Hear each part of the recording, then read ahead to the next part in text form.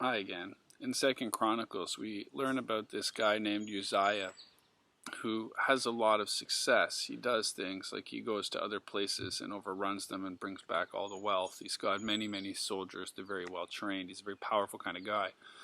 And then it says this. It says, "But after Uzziah became powerful, his pride led to his downfall. He was unfaithful to the Lord his God and entered the temple of the Lord to burn incense on the altar of incense." What I want to talk about is the way pride roots itself within us, blinds us, and then harms us and the community we are a part of. What happens here is Uzziah starts to wrongly believe the blessings in his life, the good things, the power, and the successes are created by his own intelligence or goodness or whatever. His charisma, perhaps. He's just better than other people, right?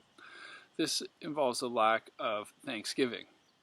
It involves a lack of saying thank you to the people around you who actually help you and support you. It involves a lack of thanksgiving to God who supports you. It leads to an overinflated sense of self, right? You've had so much success that basically you can do anything you want, and where other people have failed, you can just go ahead and do that, or even not where people have failed, but in this case, going to do other people's jobs for them, which again creates a huge relational disconnect, right, between the person who's the king, who's supposed to be trusting these priests to do their job, and he's not doing that, to say nothing of what that means for his relationship with God.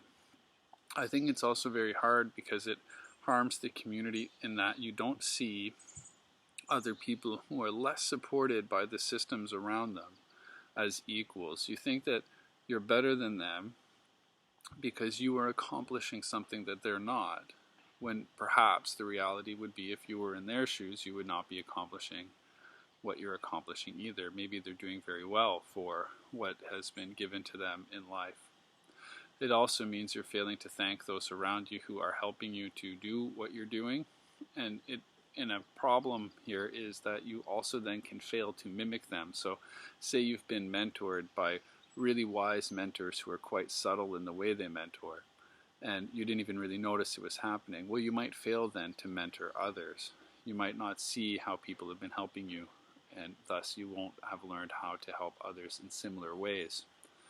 The point here is that in the Bible you have many examples of pride being a problem, and it comes between us and God, and it also comes between us and others. And so whether you're particularly religious or not, I think you can take a lesson here of trying to be grateful, a posture of gratitude for the things that you've accomplished, to say thank you to people who have helped you, to figure out who has helped you and how can you mimic them, and who do you see around you that is lacking in these sort of resources that you've benefited from, that you can perhaps offer to others. And this is true whether you're not very wealthy or whether you're super wealthy. No matter where you are in life, you can always take consideration of other people. And that's one of the great messages of the Bible.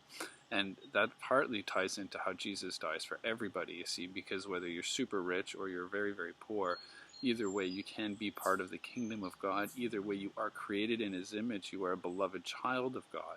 And so we're all equal this way. And so we can all come before God with gratitude. We can all play our part.